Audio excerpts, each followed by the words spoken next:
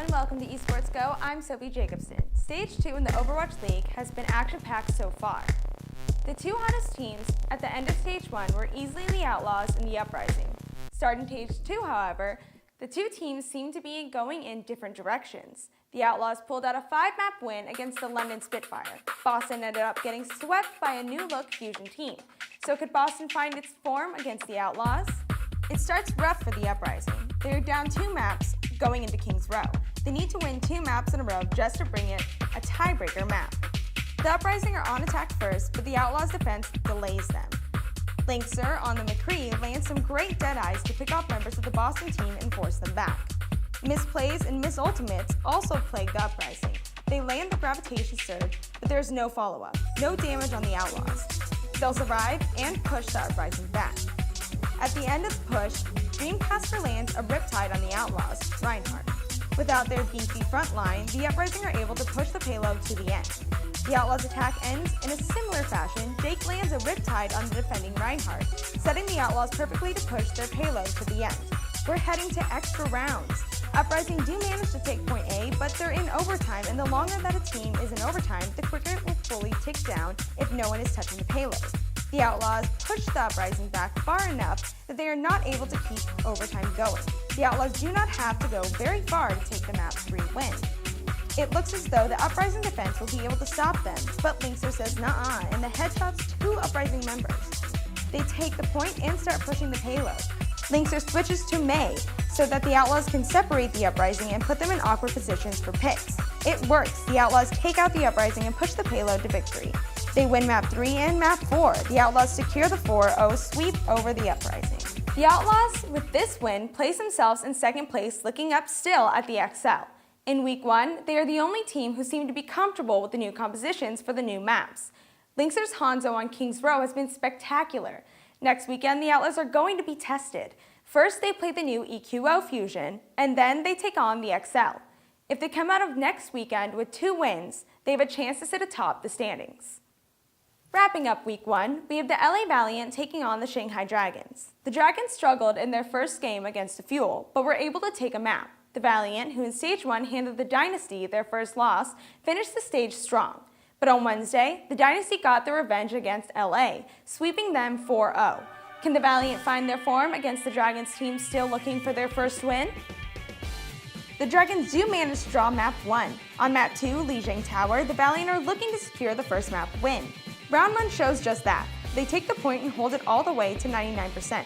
The Dragons finally get onto the point, but it's too late. The Valiant easily dispatch the Dragons and take the round 1 win. Round 2, the Dragons hold the point first, but Agilities has a thing to say about that. He takes out the Dragon Blade to clear out the point. The Valiant now are on defense. They do not hold it for long. Undead leads a charge back onto the point and they take it back. The Dragons hold it all the way to 99%, but the Valiant make it just in time to reclaim it. Soon zips around the point, dealing enough damage to take them out. The point is brought to a 99 to 99% in favor of the Dragons. The overtime moves so quickly though, and the Valiant step off the point just for a second.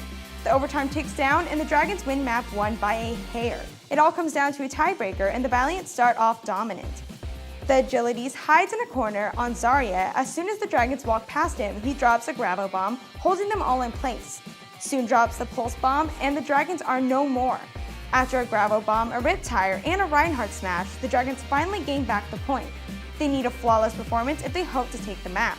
The Valiant take out the 2 tanks of the Dragons, removing their presence from the point completely. The Valiant easily retake the point, and in the end, they win map 2.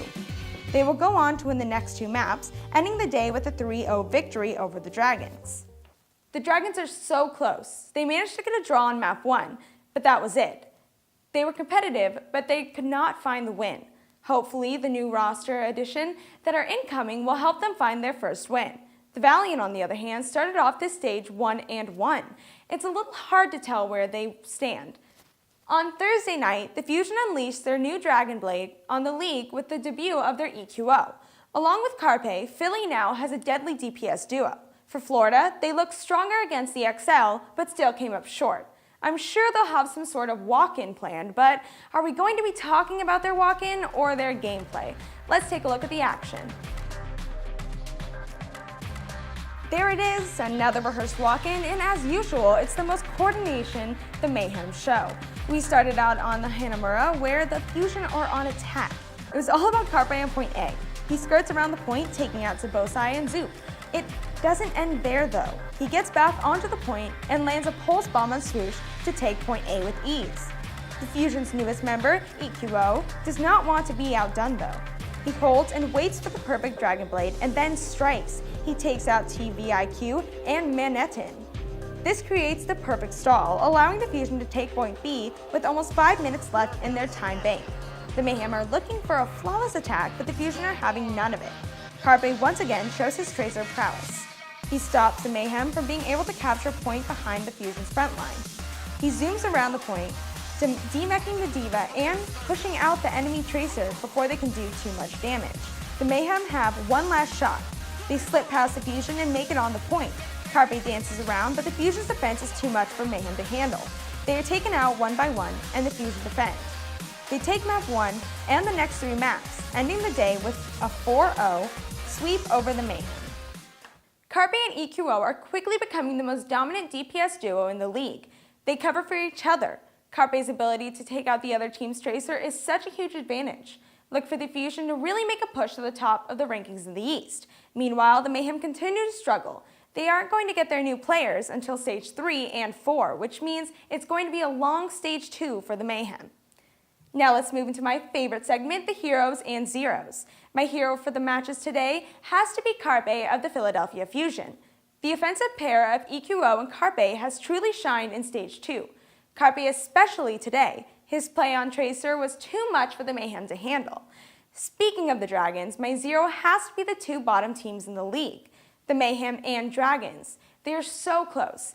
They've improved a lot and their schedule was tough the first week, but we can't continue making excuses. The Dragons have still yet to win and the Mayhem only have 1. These teams need to figure out how to win. All right, let's take a quick break. Stay with us here on Esports Go.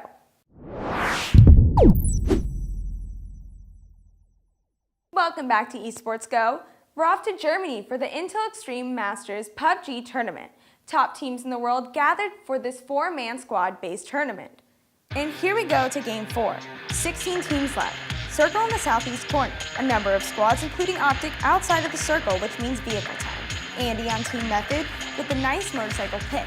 TSM trying to take out a Jeep full of LGD players, but they get away. New circle, even further to the southeast. Again, Optic finds itself pretty far north.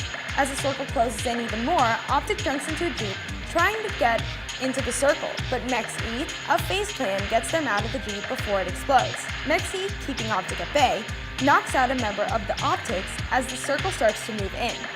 TSM catches members of Avantgarde trying to get into the circle. LGD takes the high ground on the roof.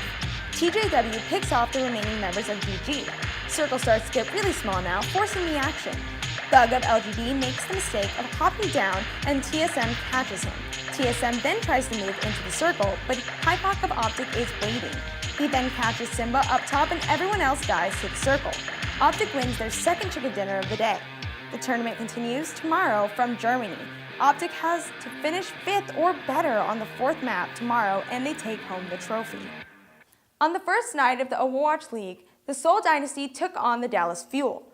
The match ended up 2-1 in favor of the Seoul. After the match, people expected these 2 teams to be the best in the league. Seoul did well.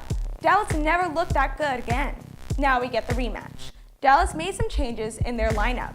Seoul has a chip on the shoulder after they didn't make the Stage 1 playoffs. This should be one heck of a match. The biggest surprise of Stage 2 Week 1 was easily the arrival of EQO.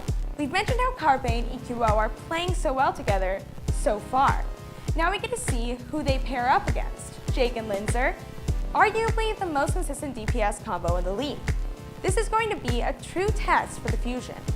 This is also a chance to see if the Outlaws can stay focused on the Fusion and not look past them to our next matchup to watch. That's right, the Outlaws versus the New York XL. This match is most likely going to tell us who the top team in the league is. For the XL, they're still trying to find their way on these new maps without the Mercy. For the Outlaws, can they keep rolling on Kings Row? And can the XL stay focused on Route 66? It's going to be a match for the ages and we can't wait. Alright, enjoy those matchups, and also check out our website challengemedia.tv for all your gaming news. Follow us on Facebook and Twitter as well.